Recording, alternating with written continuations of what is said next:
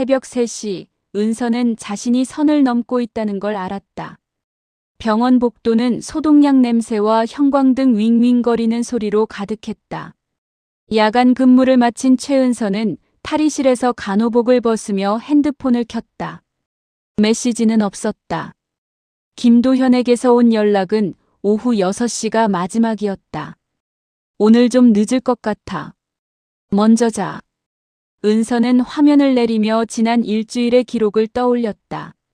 월요일, 평소보다 2시간 늦은 귀가. 수요일, 갑자기 취소된 저녁 약속. 금요일, 설명 없이 바뀐 배송 루트. 도현은 새벽 배송기사였다. 불규칙한 일정은 당연했다. 하지만 은서는 그의 패턴을 외우고 있었다. 3년을 함께한 사람의 리듬은 거짓말을 하지 않았다. 병원 후문을 나서자 찬 공기가 얼굴을 때렸다. 은서는 가방 속에서 이어폰을 꺼내 귀에 꽂았다. 음악은 틀지 않았다. 주변 소리를 듣기 위해서였다. 그녀는 지하철 방향으로 걸으면서 도현의 위치를 확인했다. 위치 공유 앱. 연인들 사이에선 흔한 일이었다. 도현은 강남역 근처에 있었다. 배송 거점에서 10분 거리였다. 은서는 멈춰섰다. 그의 동선이 평소와 달랐다. 강남역은 그의 루트가 아니었다. 지하철에 올라타면서 은서는 자신에게 말했다. 그냥 확인만 하는 거야. 우연을 가장해서 마주치는 거지. 의심하는 게 아니야. 하지만 손은 떨리고 있었다. 심장은 빠르게 뛰었다. 이건 신뢰가 아니었다. 경계였다. 2호선 환승통로는 텅 비어 있었다. 은서는 계단을 내려가며 도현의 위치를 다시 확인했다. 그는 움직이지 않고 있었다. 강남역 12번 출구 근처. 은서는 걸음을 빠르게 했다. 에스컬레이터를 타고 지상으로 올라갔다. 출구를 나서자 도현이 보였다. 그는 골목 입구에 서 있었다. 손에는 핸드폰이 들려 있었고 누군가를 기다리는 듯한 자세였다. 은서는 편의점 유리창 뒤로 몸을 숨겼다. 가슴이 두근거렸다. 이상하게도 분노보다 두려움이 먼저 왔다. 도현은 고개를 들어 골목 안쪽을 바라봤다. 누군가 다가오고 있었다. 은서는 숨을 참았다. 여자였다. 긴 코트를 입고 마스크를 쓴 여자가 도현 앞에 섰다. 두 사람은 말을 주고받았다. 짧고 긴장된 대화였다. 여자는 손에 든 봉투를 건넸다. 도현은 그것을 받아 가방 안에 넣었다. 은서는 편의점 유리에 비친 자신의 얼굴을 봤다. 창백했다. 입술은 굳어 있었다. 도현이 몸을 돌렸다. 은서는 재빠르게 고개를 숙이고 진열대 쪽으로 걸어갔다. 심장이 터질 것 같았다. 그가 이쪽으로 오면, 마주치면, 뭐라고 말하지? 하지만 도현은 반대 방향으로 걸어갔다. 은서는 유리창 너머로 그의 뒷모습을 지켜봤다. 그는 골목을 빠져나가 큰 도로 쪽으로 사라졌다. 은서는 그제야 숨을 내쉬었다. 손이 떨렸다. 무릎에 힘이 빠졌다. 그녀는 진열대에 기대어 섰다. 머릿속은 복잡했다. 지금 본 건 뭐였지? 배송? 개인적인 일? 아니면 편의점 직원이 다가왔다. 손님 괜찮으세요? 은서는 고개를 끄덕였다. 네, 괜찮아요. 그녀는 물 한 병을 집어 계산대로 갔다. 카드를 긁는 동안 핸드폰이 진동했다. 도현이었다. 집 도착했어. 잘 자. 은서는 답장을 보내지 않았다. 그녀는 편의점을 나와 골목 입구로 걸어갔다. 도현이 섰던 자리에는 아무것도 없었다. 담배꽁초 하나, 발자국 몇 개. 그게 전부였다. 하지만 은서는 알았다. 뭔가 시작됐다는 걸. 그리고 자신이 이미 그 안에 들어와 있다는 걸. 은서는 고개를 들어 골목 끝을 바라봤다. 어둠 속에서 작은 빛 하나가 깜빡였다. CCTV였다. 카메라는 그녀를 향하고 있었다. 은서는 CCTV를 피해 골목을 빠져나왔다. 발걸음은 빨랐지만 방향은 불분명했다. 그녀는 큰 도로로 나와 택시를 잡았다. 기사에게 주소를 말하는 동안에도 뒤를 돌아봤다. 아무도 따라오지 않았다. 하지만 등골이 서늘했다. 누군가 보고 있다는 느낌은 쉽게 사라지지 않았다. 집에 도착한 건 새벽 4시였다. 은서는 현관문을 잠그고 신발도 벗지 않은 채 소파에 앉았다. 핸드폰 화면에는 도현의 메시지가 떠 있었다. 집 도착했어. 잘 자. 은서는 답장을 보내지 않았다. 대신 통화 기록을 열었다. 지난 일주일 동안 도현과의 통화는 12번. 평소보다 절반이었다. 은서는 핸드폰을 내려놓고 눈을 감았다. 머릿속에서 장면이 반복됐다. 골목 입구, 마스크 쓴 여자, 건네진 봉투. 그리고 CCTV. 카메라는 분명 그녀를 향하고 있었다. 다음 날 오후, 은서는 병원 휴게실에서 커피를 마시며 생각을 정리했다. 어젯밤 본 것을 누군가에게 말해야 할까? 도현에게 직접 물어야 할까? 하지만 뭐라고 묻지? 어젯밤에 누구 만났어? 라고. 그건 의심이 아니라 확신처럼 들릴 것이었다. 은서는 핸드폰을 꺼내 위치 공유 앱을 열었다. 도현은 송파구 배송 거점 근처에 있었다. 평소 루트였다. 은서는 화면을 끄고 다시 일에 집중하려 했다. 하지만 마음은 계속 그곳으로 향했다. 저녁 6시 근무를 마친 은서는 병원을 나섰다. 목적지는 정하지 않았다. 그냥 걷고 싶었다. 하지만 발은 지하철역으로 향했다. 송파구 방면 전철을 탔다. 도현의 위치를 다시 확인했다. 그는 여전히 거점 근처에 있었다. 은서는 배송 거점 앞 카페에 앉았다. 창가 자리를 골랐다. 도현의 차량이 보이는 위치였다. 그녀는 커피를 주문하고 핸드폰을 만지작거렸다. 30분이 지났다. 도현은 나타나지 않았다. 은서는 자리에서 일어나 밖으로 나갔다. 배송 거점은 작은 건물이었다. 입구에는 몇 대의 오토바이와 경차가 세워져 있었다. 은서는 건물 옆 골목으로 걸어갔다. 뒷문이 보였다. 문은 반쯤 열려 있었다. 그때 누군가 나왔다. 도현이었다. 은서는 재빠르게 전봇대 뒤로 몸을 숨겼다. 도현은 가방을 메고 골목을 따라 걸었다. 은서는 숨을 죽이며 그를 지켜봤다. 도현은 큰 도로로 나가지 않고 반대편 골목으로 들어갔다. 은서는 조심스럽게 뒤를 따랐다. 골목은 좁았다. 양쪽으로 낮은 상가 건물이 늘어서 있었다. 도현은 멈추지 않고 걸었다. 은서는 거리를 유지하며 따라갔다. 심장이 빠르게 뛰었다. 이건 확인이 아니었다. 미행이었다. 도현이 편의점 앞에서 멈췄다.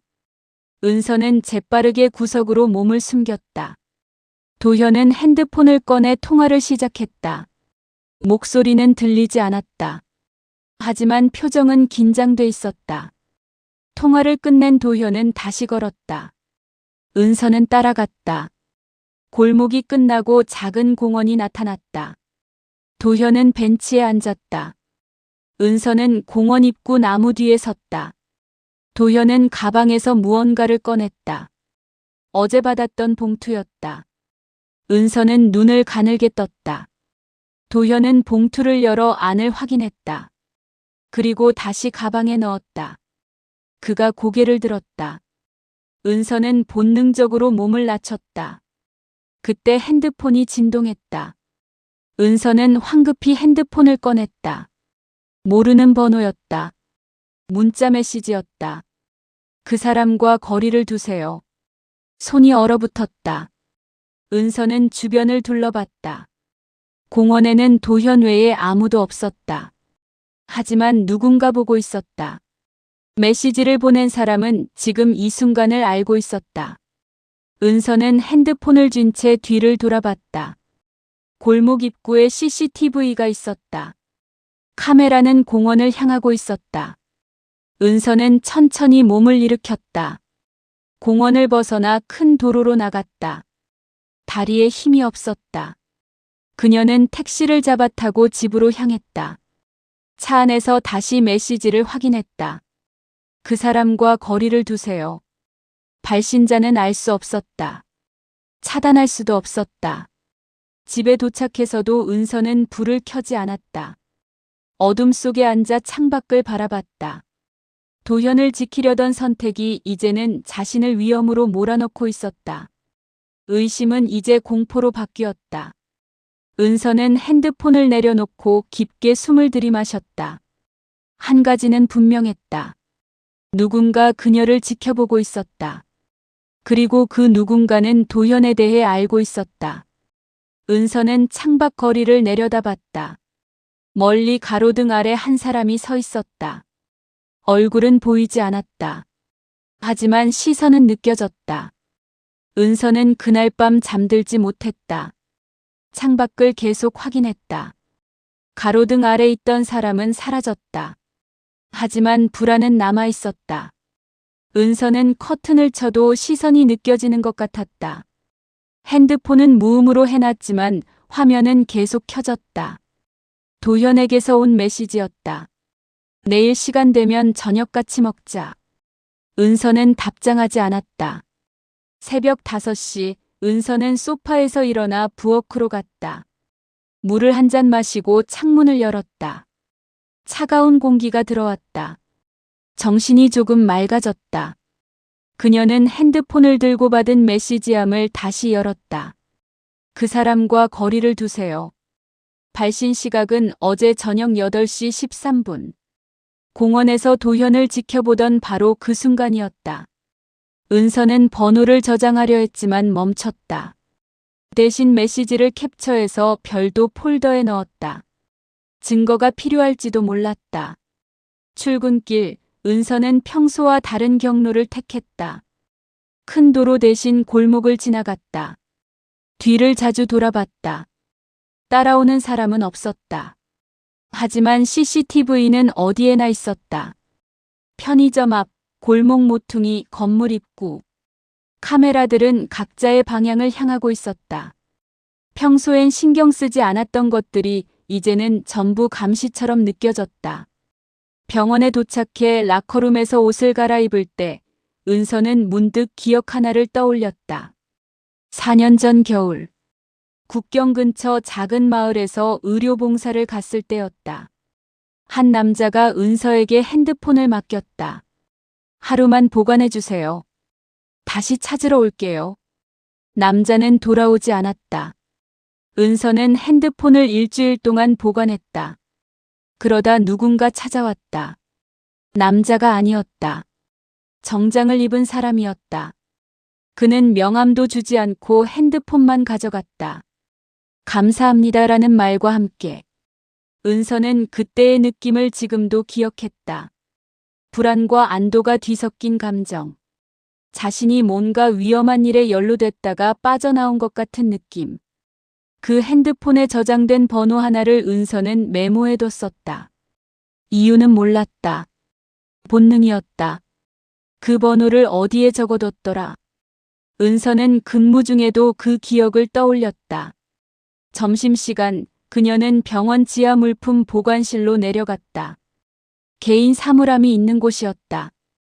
은서는 자신의 사물함을 열고 오래된 수첩을 꺼냈다. 봉사활동 당시 메모했던 것들이 적혀 있었다. 페이지를 넘기다 멈췄다. 번호가 있었다. 10으로 시작하는 11자리 숫자. 은서는 수첩을 가방에 넣고 다시 올라갔다. 오후 근무는 정신없이 지나갔다. 응급실에서 2건의 사고 환자를 받았다. 은서는 일에 집중하려 했지만 머릿속은 복잡했다. 그 번호에 전화해야 할까? 아니면 그냥 잊어야 할까? 퇴근 시간이 됐다. 은서는 병원을 나서며 핸드폰을 꺼냈다. 도현에게서 4통의 부재중 전화가 와 있었다. 메시지도 있었다. 은서야, 무슨 일 있어? 연락 좀 해줘. 은서는 답장을 쓰려다 멈췄다. 뭐라고 말하지? 괜찮다고? 아무 일 없다고? 그녀는 핸드폰을 주머니에 넣고 지하철역으로 걸어갔다. 계단을 내려가는데 누군가 뒤에서 불렀다. 최은서 씨. 은서는 돌아봤다. 중년 남자가 서 있었다. 깔끔한 코트에 안경을 쓴 사람이었다. 은서는 본능적으로 한 발 물러섰다. 누구세요? 남자는 명함을 꺼냈다. 오재훈입니다. 잠깐 이야기 좀 할 수 있을까요? 은서는 명함을 받지 않았다. 무슨 일이신데요? 오재훈은 주변을 둘러보고 말했다. 여기는 안 좋습니다. 조용한 곳으로 가시죠. 거절하면요? 그럼 최은서 씨가 더 위험해집니다. 은서는 그의 눈을 봤다. 농담이 아니었다. 그녀는 천천히 고개를 끄덕였다. 어디로 가죠? 오재훈은 역 근처 카페로 안내했다. 구석자리에 앉았다. 은서는 가방을 무릎 위에 올려놓고 경계를 늦추지 않았다. 오재훈이 먼저 말했다. 김도현 씨와 얼마나 오래 만나셨습니까? 그건 왜 물으시는 건데요? 안전 때문입니다. 최은서 씨. 은서는 숨을 들이마셨다. 무슨 뜻인지 설명해 주세요. 오재훈은 핸드폰을 꺼내 사진 한 장을 보여줬다.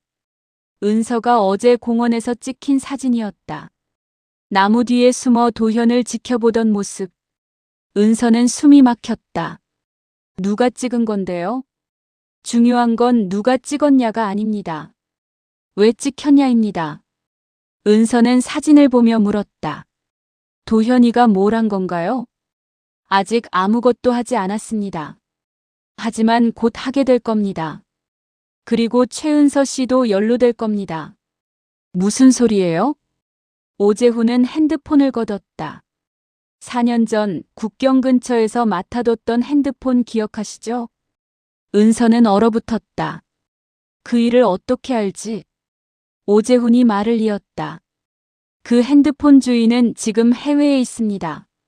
하지만 그가 남긴 연락망은 여전히 작동 중입니다. 김도현 씨가 그 연락망 안에 있습니다. 은서는 목소리를 낮춰 물었다. 도현이가 무슨 일에 연루된 거예요? 그건 제가 말씀드릴 수 없습니다.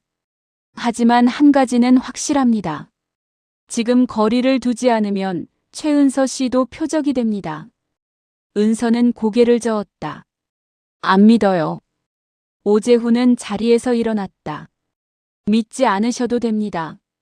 하지만 조심하세요. 그리고 2번으로 연락하세요. 그는 명함을 테이블에 놓고 나갔다. 은서는 명함을 집어들었다. 이름과 번호만 적혀 있었다. 소속도 직함도 없었다. 밤 11시 은서는 집 앞 편의점에서 물을 사서 나왔다. 골목은 조용했다. 하지만 걸음을 멈출 수밖에 없었다. 현관문 앞에 봉투가 놓여 있었다. 은서는 천천히 다가가 봉투를 집어들었다. 안에는 사진 한 장이 들어 있었다. 은서와 도현이 함께 찍힌 사진이었다. 촬영거리는 너무 가까웠다. 누군가 바로 옆에서 찍은 것 같았다. 은서는 사진을 쥔 채 주변을 둘러봤다. 아무도 없었다. 하지만 시선은 느껴졌다. 그녀는 문을 열고 안으로 들어갔다. 불을 켰다. 사진을 테이블 위에 놓고 오재훈의 명함을 꺼냈다. 은서는 더 이상 도망칠 수 없다는 걸 알았다. 과거가 지금을 따라잡았다. 그리고 도현이 그 중심에 있었다. 은서는 새벽 2시에 오재훈에게 전화했다. 최은서입니다. 오재훈의 목소리는 깨어 있었다.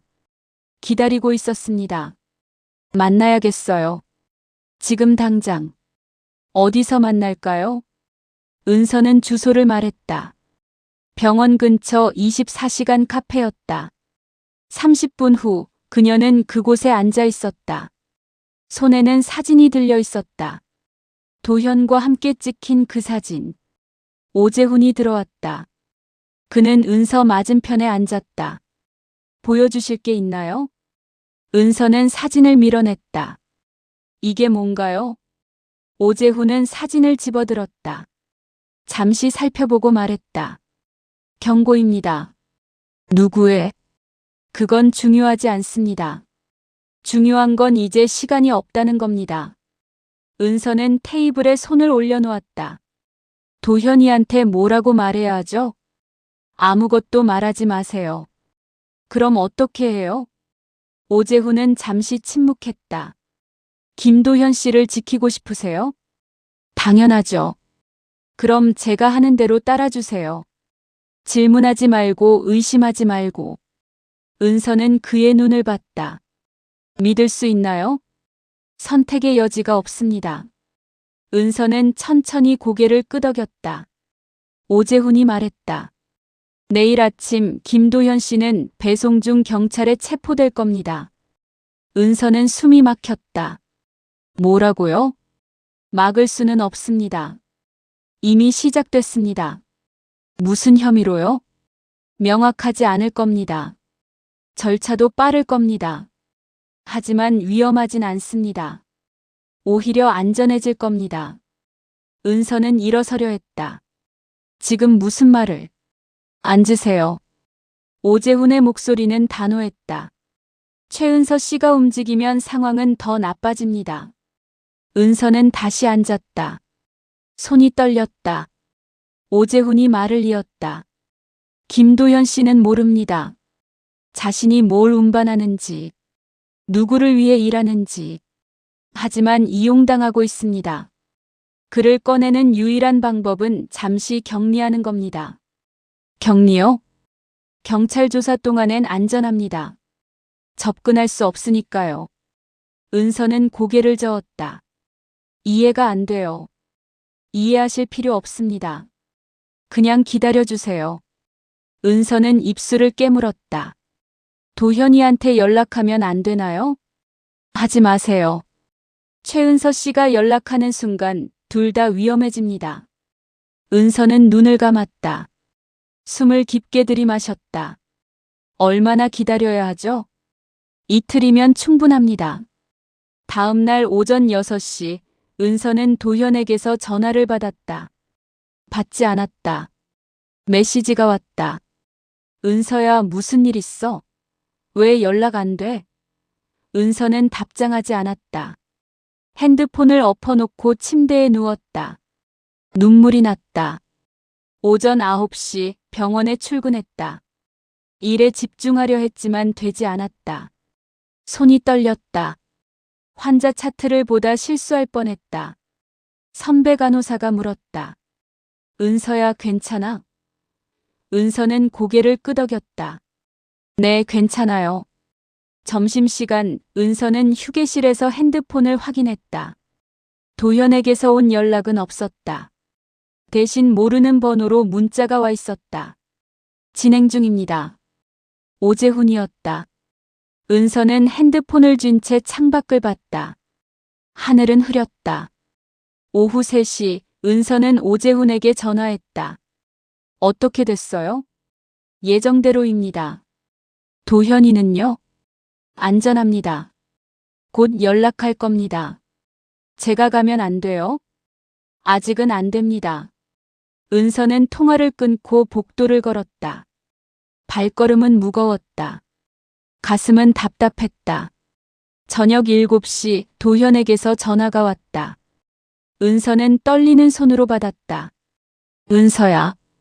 도현의 목소리는 지쳐 있었다. 도현아. 미안해. 연락 못했어. 무슨 일 있었어? 설명하기 복잡해. 지금 경찰서에 있어. 은서는 숨을 참았다. 경찰서? 응. 오해 때문에. 곧 풀릴 것 같아. 걱정하지 마. 무슨 오해인데? 배송 관련된 거야. 자세한 건 나중에 얘기할게. 은서는 눈을 감았다. 다친 데는 없어? 없어. 괜찮아. 언제 나와? 내일이나 모레. 내가 갈까? 아니야. 괜찮아. 그냥 기다려줘. 은서는 목소리를 가다듬었다. 알았어. 조심해. 응. 사랑해. 나도. 통화가 끊겼다. 은서는 핸드폰을 내려놓고 소파에 주저앉았다.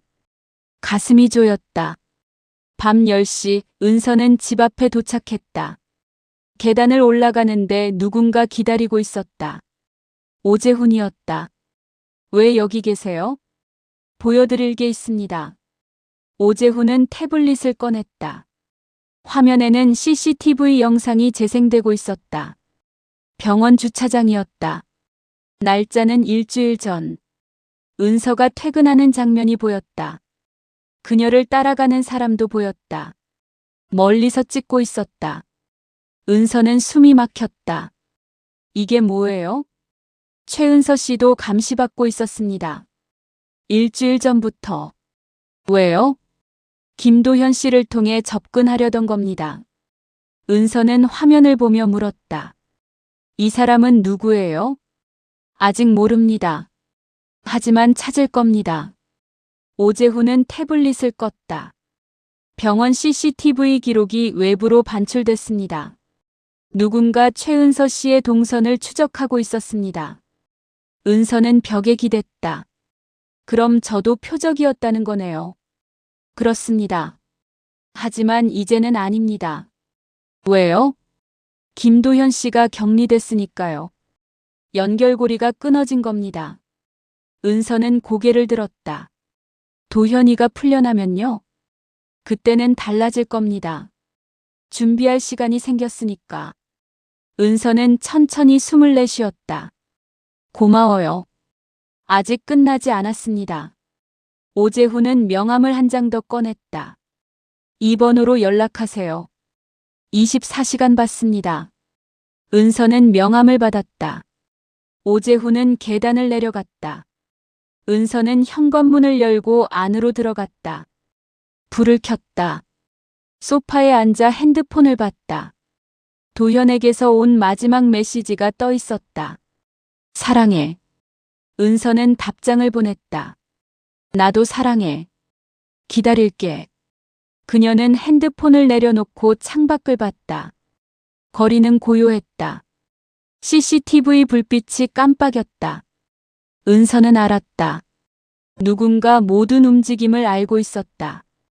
하지만 이제는 준비할 수 있었다. 사랑은 이제 보호의 대상이 되었다. 그리고 은서는 물러서지 않기로 했다. 도현이 풀려난 건 이틀 후였다. 은서는 경찰서 앞에서 기다렸다. 오후 3시 도현이 나왔다. 얼굴은 피곤해 보였다. 수염이 자라 있었다. 은서는 다가갔다. 도현이 그녀를 봤다. 은서야. 도현아. 두 사람은 포옹했다. 도현의 품은 여전히 따뜻했다. 은서는 눈물이 날 것 같았지만 참았다. 힘들었지? 도현은 고개를 저었다. 괜찮아. 이제 끝났어. 집에 가자. 응. 택시를 탔다. 차 안은 조용했다. 도현은 창밖을 봤다. 은서는 그의 손을 잡았다. 손목에 수갑 자국이 남아 있었다. 붉게 부어 있었다. 아파? 아니. 괜찮아. 은서는 손목을 자세히 봤다. 자국 위에 작은 숫자가 적혀 있었다. 펜으로 쓴 것 같았다. 7-12-9. 은서는 가만히 그 숫자를 바라봤다. 이게 뭐야? 도현은 손목을 당겼다. 아, 그거. 경찰서에서 기록용으로 쓴 것 같아. 지워질 거야. 은서는 더 묻지 않았다. 하지만 불안이 다시 찾아왔다. 집에 도착했다. 도현은 샤워를 했다. 은서는 부엌에서 죽을 끓였다. 도현이 나왔다. 머리가 젖어 있었다. 배고프지? 응. 고마워. 두 사람은 식탁에 앉았다. 도현은 죽을 떠먹었다. 은서는 물을 마시며 그를 지켜봤다. 경찰서에서 뭐라고 했어? 착오였대. 배송 물품 검사 중에 뭔가 걸린 것 같은데 확인해 보니 아무것도 아니었다고. 그럼 풀어준 거야? 응. 은서는 고개를 끄덕였다. 하지만 의문이 남았다. 수갑 자국 위에 숫자. 그리고 오재훈의 말. 이미 시작됐습니다. 저녁을 먹고 도현은 소파에 누웠다. 은서는 설거지를 했다. 핸드폰이 진동했다. 오재훈이었다. 지금 통화 가능합니까? 은서는 화장실로 들어가 문을 잠갔다. 네. 김도현 씨와 함께 있습니까? 네. 손목 확인하셨습니까? 숫자요? 그렇습니다. 그건 표식입니다. 은서는 숨을 죽였다. 무슨 표식이요? 추적용입니다. 누군가 김도현 씨를 계속 감시하고 있습니다. 지워야 하나요? 아직은 안 됩니다. 지우면 더 의심받습니다. 그럼 어떻게 해요? 내일 오전 제가 연락드리겠습니다. 그때까지 평소처럼 행동하세요. 통화가 끊겼다. 은서는 거울 속 자신을 봤다. 얼굴이 창백했다. 밤 11시 도현은 잠들었다. 은서는 거실에 앉아 핸드폰을 만졌다. 메시지가 왔다. 모르는 번호였다. 사진이 첨부돼 있었다. 은서와 도현이 함께 찍힌 사진이었다. 오늘 경찰서 앞에서 포옹하던 장면이었다. 촬영거리는 너무 가까웠다. 누군가 바로 옆에서 찍은 것 같았다. 은서는 손이 떨렸다. 메시지 내용이 있었다. 표식을 확인했습니다. 곧 만나겠습니다. 은서는 핸드폰을 쥔 채 주변을 둘러봤다. 커튼은 쳐져 있었다. 문은 잠겨 있었다. 하지만 불안은 사라지지 않았다. 새벽 2시 은서는 오재훈에게 전화했다. 사진이 왔어요. 받습니다. 어떻게 아세요? 저도 받았습니다. 은서는 목소리를 낮췄다. 이제 어떻게 해야 하죠? 내일 오전 10시 병원 근처 카페로 오세요. 김도현 씨와 함께. 도현이도요? 네. 이제는 알아야 할 때입니다. 통화가 끊겼다. 은서는 소파에 앉아 도현을 봤다. 그는 평화롭게 자고 있었다. 은서는 담요를 덮어줬다. 다음 날 오전 은서는 도현을 깨웠다. 도현아, 일어나. 응? 오늘 같이 나가야 해. 도현은 눈을 떴다. 어디? 카페. 만날 사람이 있어. 누구? 나중에 설명할게. 도현은 씻고 옷을 갈아입었다. 두 사람은 택시를 탔다. 카페에 도착했을 때 오재훈은 이미 와 있었다. 구석자리에 앉아 있었다. 은서와 도현이 앉았다.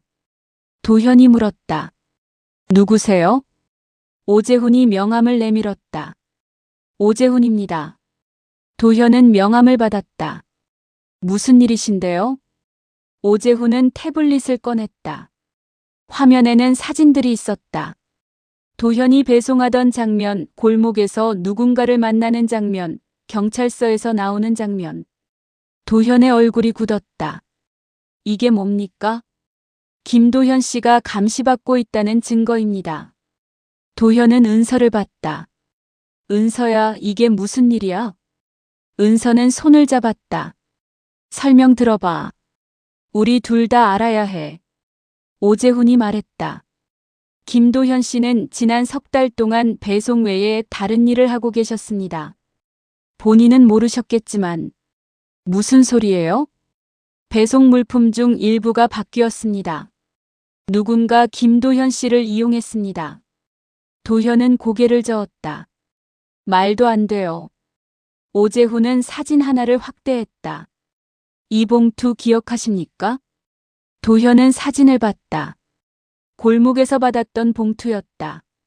이건 그 안에는 정보가 들어 있었습니다. 김도현 씨는 단순히 운반만 했습니다. 하지만 이제는 알려졌습니다. 도현은 숨을 들이마셨다. 그럼 저는 어떻게 되는 건데요? 지금부터는 조심해야 합니다. 손목의 표식은 추적용입니다. 누군가 김도현 씨를 계속 감시하고 있습니다. 도현은 손목을 봤다. 숫자가 여전히 남아 있었다. 오재훈이 말을 이었다. 최은서 씨도 감시받고 있습니다. 둘 다 표적입니다. 은서는 숨이 막혔다. 그럼 어떻게 해야 하죠? 거리를 두십시오. 도현이 물었다. 거리요? 당분간 만나지 마십시오. 연락도 최소화하십시오. 은서는 고개를 저었다. 그럴 수 없어요. 그럼 둘 다 위험해집니다. 도현이 은서의 손을 잡았다. 은서야. 싫어. 도망치고 싶지 않아. 오재훈은 태블릿을 껐다. 선택은 두 분의 몫입니다. 하지만 결과도 책임지셔야 합니다. 은서는 도현을 봤다. 도현도 그녀를 봤다. 우리 맞서자. 도현은 잠시 침묵했다. 그리고 고개를 끄덕였다. 알았어. 오재훈이 말했다. 그럼 준비하십시오. 며칠 안에 움직임이 있을 겁니다. 카페를 나왔다. 거리는 밝았다. 은서와 도현은 손을 잡고 걸었다. 무서워? 은서는 고개를 저었다. 너만 있으면 괜찮아. 나도. 두 사람은 멈춰섰다. 도현이 은서를 안았다. 미안해. 내가 너까지 위험하게 만들었어. 아니야. 우리 함께 있는 거야. 고마워. 사랑해. 나도. 은서는 도현의 품에서 고개를 들었다. 거리 저편에 CCTV가 있었다. 카메라는 그들을 향하고 있었다. 하지만 이제는 두렵지 않았다. 은서는 알았다. 감시당하는 건 끝나지 않았다. 하지만 이제는 혼자가 아니었다. 도현도 알았다. 그리고 함께였다. 두 사람은 다시 걸었다. 미래는 불확실했다. 하지만 사랑은 확실했다. 그리고 그것이면 충분했다.